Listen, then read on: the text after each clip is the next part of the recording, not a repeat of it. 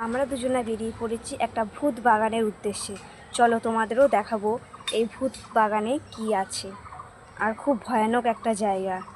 আমাদের না ভূতে ধরে। তো আমরা সাইকেলে করে যাচ্ছি, চলো তোমাদেরও বাগানটা দেখাই। কেমন ভূতুর একটা বাগান। আমরা দিনের বেলায় যাচ্ছি, রাতের বেলা এখানে আমরা যেতে পারবো না, কারণ প্রচুর ভূত। এখানে আগে ভূতে মানুষ কাজ করতো, কেউ আর কি ভয়ে যেতে পারতেন। আজকে সেরকম একটা জায়গায় যাচ্ছি, পুরো বাঁশ বাগান।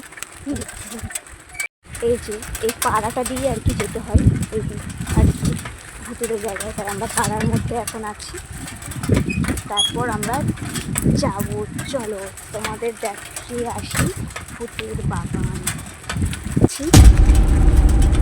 চলো দেখা যাক।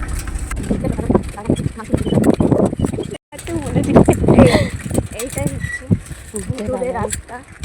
আর এই আমাদের পাশে যে বাগানটা দেখা যাচ্ছে, এটাই হচ্ছে ভয়ানক একটা বাগান। কিছুদিন আগে এখানে মাঠের এখানে কোনো বাড়ি ঘর কিছু নেই, চারিদিকটা শুধু মাঠ আর বাগান। এই হচ্ছে বাগান, পুরো অন্ধকার জায়গা। এই যে এটা হচ্ছে ভুতুরে বাগান। এখানে আগে মানুষকে আর কি মেরে রেখে যেত, কিন্তু এখন আর হয় না। কিন্তু এখানে শোনা গেছে যে ভূত এখনো নাকি আছে। এটা ভীষণই সুন্দর, কিন্তু রাত হলে এখানে ভূতের বাস করে। এই যে রেল লাইন পাশেই, যে এই জায়গায় কেউ আসে না খুব একটা লোক, আর এটাই হলো ভুতুরে জায়গা।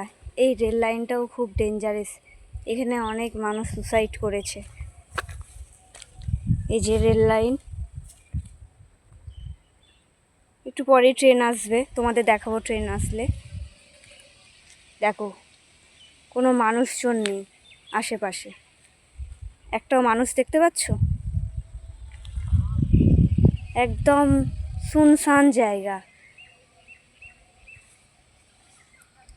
এখানেই দুপুরে অনেক মানুষ এখানে সুসাইড করতে আসে, অনেক মানুষ এখানে আর কি মারা গেছে। আর আমরা এই ভুতুরে জায়গায় এসেছি ভ্লগ বানাতে।